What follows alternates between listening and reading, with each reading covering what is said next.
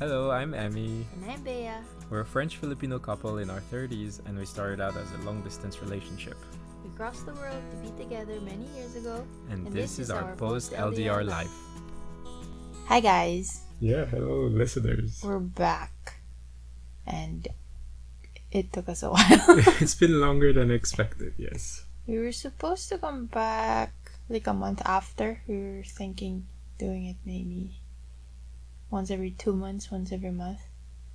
Yeah, that did not work out. We were traveling, we were thinking about other things, and here we are. First episode was Christmas, and now it's Easter. We did not do that on purpose. Today we wanted to talk about home. Yeah, home is something that might seem very, a very vague subject, a very vague topic, but Very basic. Very basic, yeah, I guess. But it has a lot of meaning to us because, well, we've spread ourselves Our across. definition of home is complicated. Yeah, exactly. When we thought of this topic, we were away. We were supposed to be recording this in France at Emmy's home. Exactly. Emmy's family's home. And we were just thinking, what does home even mean to us? Right now we have like 3 homes.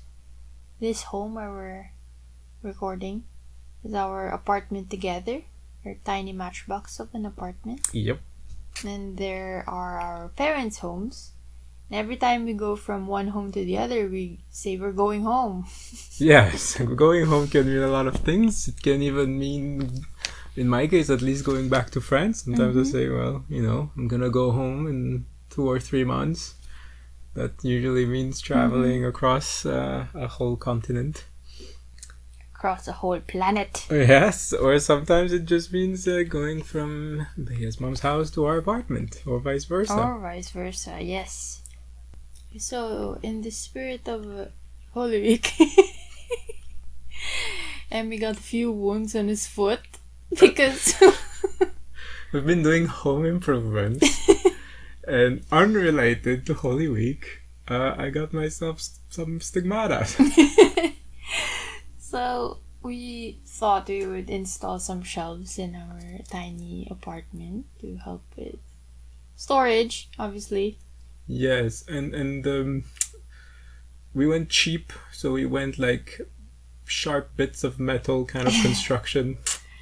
But it all worked out. It all worked out. There's a bit of healing to do. Yes. But After a bit of blood, sweat, and tears. yes, quite literally. We have a bit more storage.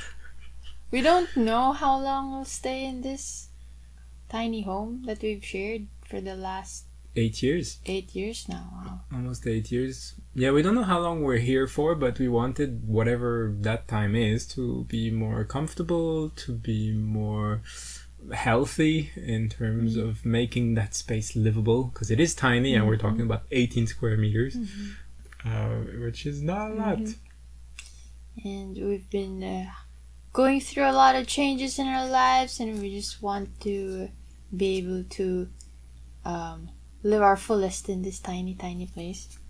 Yeah, so we've been trying to find creative ways to make it less cluttered, so that we can also be less cluttered in our heads, be a little freer to explore, to think, to plan. Yes, outdoor order, inner calm, as Virgin Rubin says. So, also in the spirit of home, we wanted to, if you maybe have noticed, we're a bit more casual today. Because we kind of want to feel more at home in the podcast. I think it might have intimidated us a little bit to come back.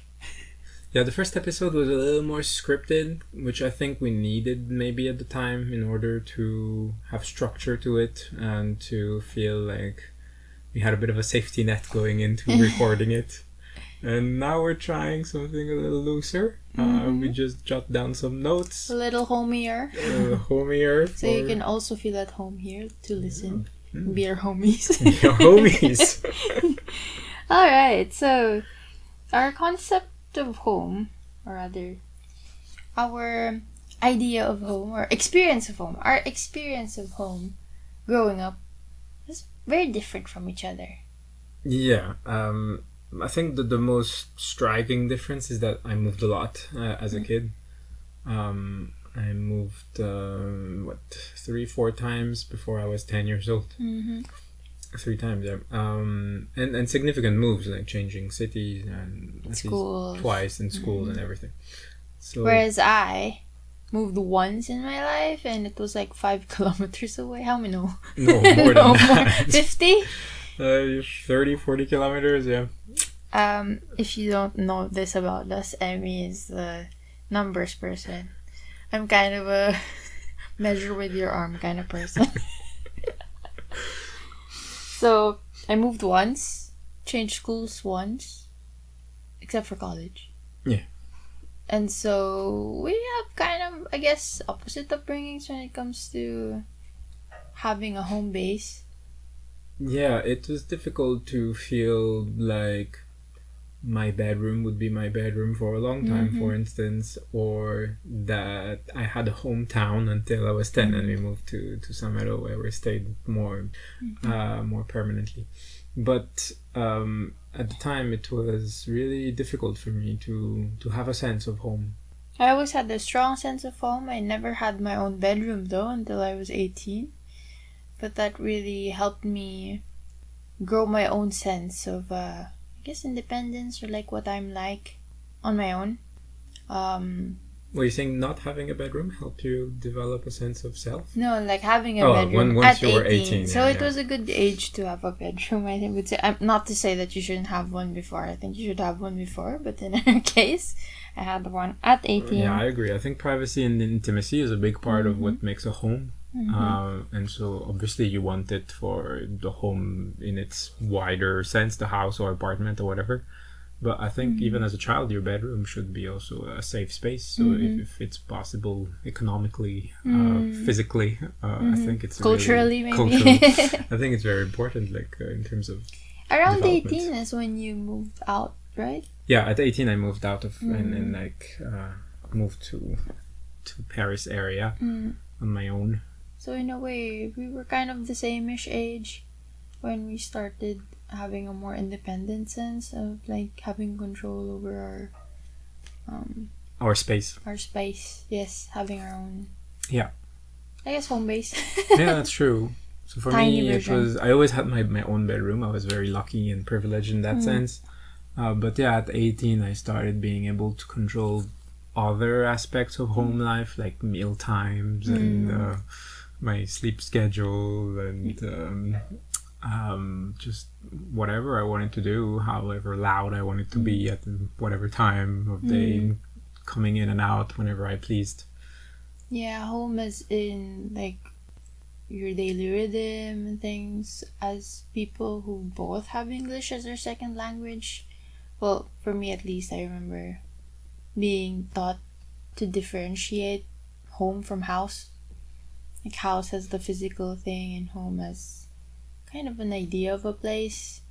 And I feel like when we moved in together around 26, age-wise, we moved in together in this apartment, 26 years old. That's when we started having an idea of what home is for the both of us. That's true. We started developing what is our home together, which was a very interesting moment. It revolved a lot around our work at the time, and now that we're changing that work setting, then we're kind of trying to, like you said, more consciously decide what home will be like, and that's hence all of these home improvements and being conscious about maybe the last couple of years that we'll stay in this first home that we have. Being millennials, we don't have much hope to at the moment to be able to afford our own. I'm sure many of you probably relate to this. We don't have much hope in being able to afford to buy like a whole ass house with a whole house with a yard and a big land and things like that. And even if we could, I feel like not knowing where we want that home to be is Yeah. a factor for us, because obviously we've always been kind of split between two countries, France and the Philippines. And we're not sure where to grow our roots in the future, whether it's one of these two countries or another country altogether. It's very strange to think that, like, maybe like 50 years ago, people our age would be like settled down with like 5 children. True. Their home would be, a very concrete thing for them. Yeah, but for us, being from the generation that we are, and not really having certainty about where to settle down, we've kind of bent the meaning of that word to mean something that we can bring anywhere. Exactly. I think the kind of concept of home is key right now, and so this is also why we're decluttering. Like, we're trying to identify what do we really want to keep in our home, wherever that home is. Not just this apartment, but wherever we resettle. What in our amongst our things is home, based on what we do with our time, and some of it, we've kind of settled in by default, like screen time and stuff like that. Now we're starting to try to become more conscious of that, to kind of not just fall into it, but like actually consciously try to grow it. Growing home instead of just going home. Yeah.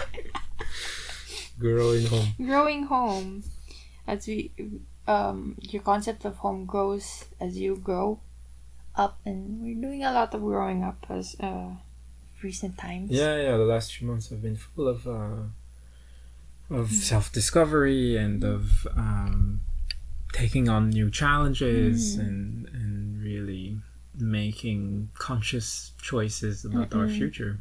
And that really brings us to the concept of home as like being home in yourself, being home within yourself, in your own mind, getting to know yourself well, what you need. But in terms of our relationship, also finding home in each other, being there for each other, being sensitive to each other's needs. I think in that sense we're very lucky, because, for instance, we spent basically the entirety of the pandemic lockdown, so 2 years.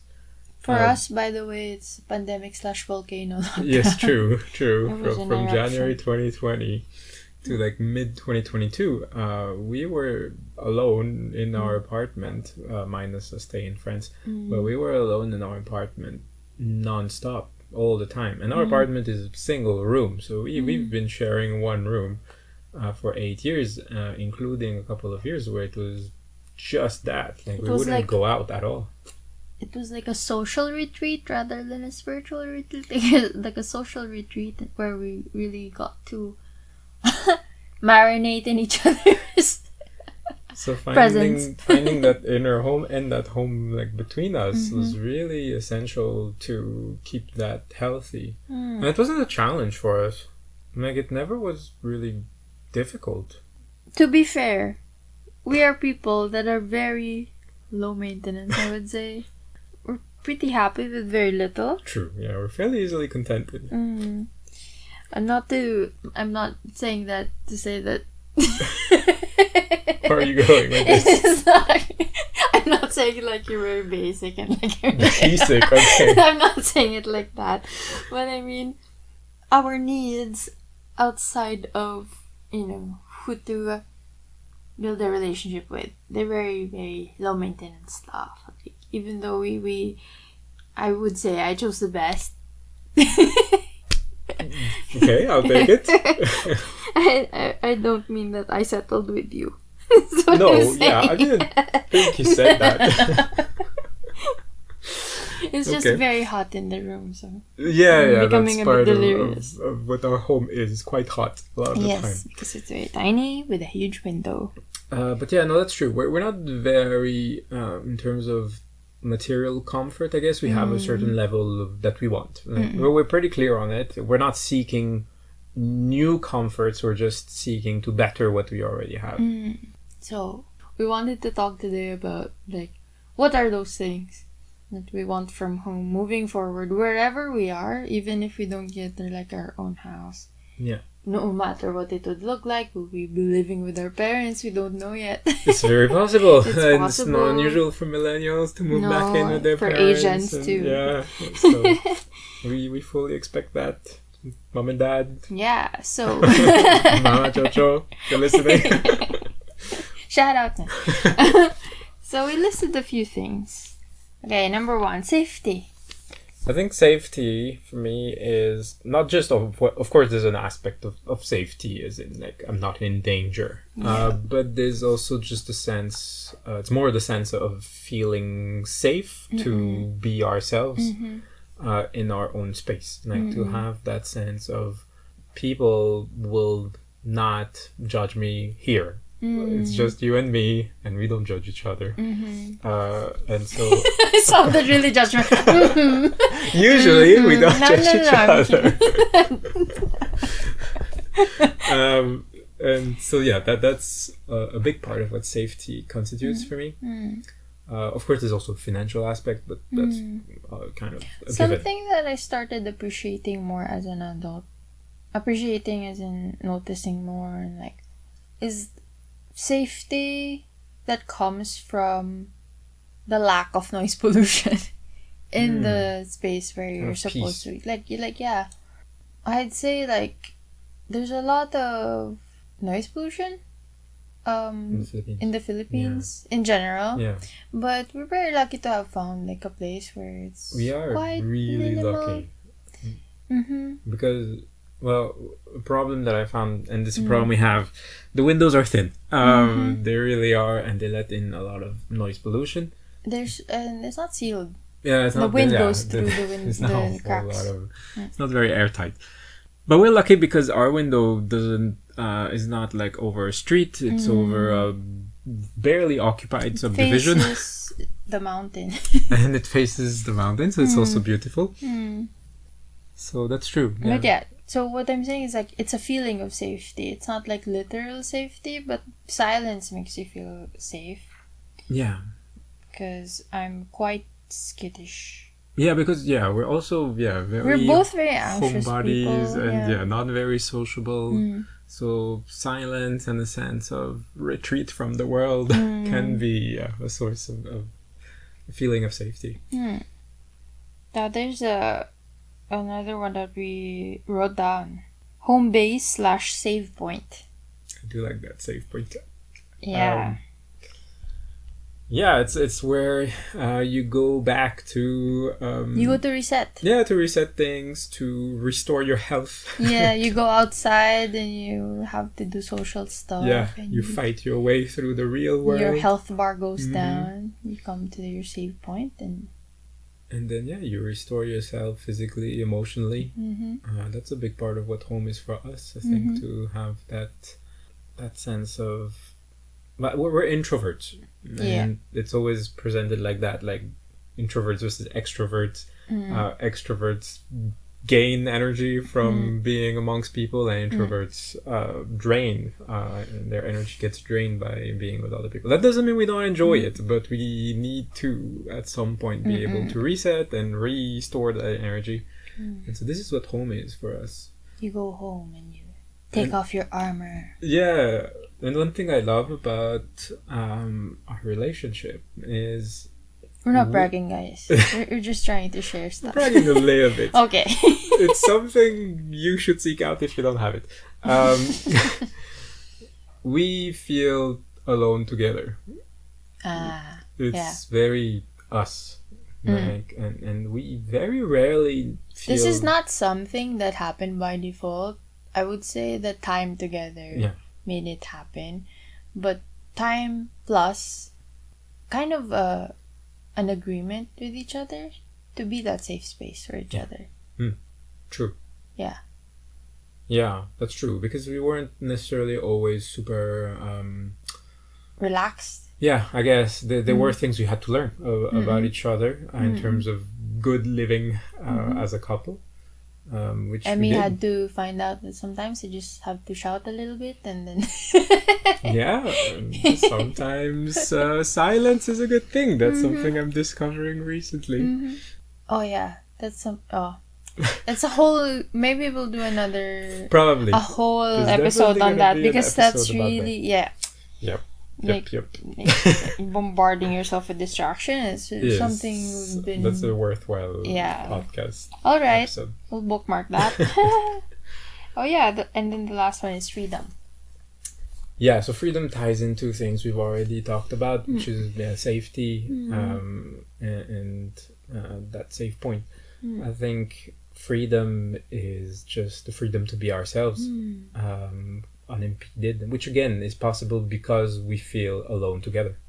Everybody growing up has an idea of like what home like is supposed to be like. We get it from movies, magazines, our parents, Yeah, like of how course. we are And brought we up. emulate, But when you go into it, like to make your own home, to build it with someone else, you get to decide.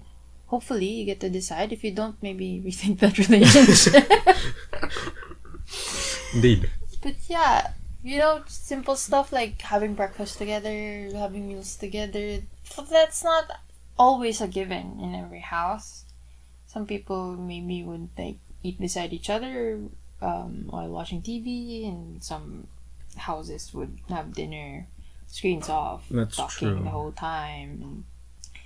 There are many little things that are very personal and very unique to each home. Yeah, it's kind of ritualized. So it's good for us right now to think about like what do we want to do on purpose? What do we want to cultivate? And what are the things that we've defaulted to that we may want to re-examine? Yeah. So this is part of what freedom is, like the freedom to re-evaluate what home is. Freedom doesn't just mean doing what's easy. Sometimes it really means being able to choose, because when you're settled into a habit, sometimes you're not actually free in doing it. You're just settled and stuck. Yeah, you are stuck. I was stuck for a very Me long too. time, and so that's part of what I promise we'll we revisit will it. go into that for sure. But yeah, that this is part of what this newfound freedom is for us, and why we're doing these home improvements is really connected to that. Because So when we say home improvement, it's not just shelves, it's our attention, our Yeah. energy, yes, managing our actually energy. maintaining the home, yes. which is something that, well, especially I neglected for a long time. Managing the life being lived in the home space. Yeah. And so freedom is also the freedom we give each other. Like, it's not just freedom from the outside, freedom from ourselves, as you just pointed out, like when we're stuck. But it's also freedom we give one another to make suggestions, to really bring to check something each to the other. table. Yeah, to check. Also, yeah, tying it back to the not really being free when you're just settling into ease. When you have a person who's like your mirror, they're able to check you out. Like, Yeah. are you really okay with this? Like, or are you stuck? Like, are you feeling okay? Like when you see someone kind of not move from their seat or Yeah, sometimes that question is important. Are you actually fine? Are you okay? Are you happy? Are you this can trigger yeah. a lot of good change. And not to pressure you to check on whoever's in your house, because it helps a lot, but also it's something that you can only do when you feel safe asking those questions as well. So they all really tie in together, freedom and safety. They do. And again, it's also that freedom you give yourself. Like, the person who you're checking in on has to be also ready to to open up and to give themselves the freedom to break out of patterns and things like that. So if you can't really, we can't really push each other into No, waking up. or everyone has to changing. be ready. But we can decide, all of us, to be each other's safe space. Like, to be a safe space for anyone that comes to you. And to make it a point to pay attention and to to try and push when we see an opening. That's right. All right. So, speaking of freedom, We hope you enjoyed this kind of loose and free. It was very free today. Yeah. So let us know how you feel about this. Perhaps a little more format. rambly. Yes, definitely. I think Mm-hmm. it's free flowing. Mm-hmm. We felt a bit more home. Yeah, it's very comfortable for us, which I think is good. Mm-hmm. If you feel like it's too unstructured, Let us I guess know. I can see the. But also, let us know what's home like for you. What are Yeah, of your course, goals? that's our What do question you for you, want yeah. to get from home? Yeah, what is home, and what do you need Yeah, what in do your you home need? life, Mm-hmm. and wherever it is. And if you had to move, what would you carry with you? And I don't mean like things, but like what you What bring. do you like about your current home situation, and what would you love to implement in the future if you get the chance to regrow your own version of home? So that has been episode 2 of Post-LDR Life. Hopefully episode 3 comes soon. Thank you for listening to us. This podcast will also be uploaded on YouTube at Bea Wildement, and we'd love to hear from you in the comments. So if you have questions that you'd like to ask us about this topic or any other topics, if you have stories that you'd like to share with us, we'd love to read them. So please don't hesitate. If you'd like to support this podcast, there's also a Patreon, also at Bea Wildement, where you can also get updates on the progress of this podcast project of ours. So thank you so much for listening, and see you again soon.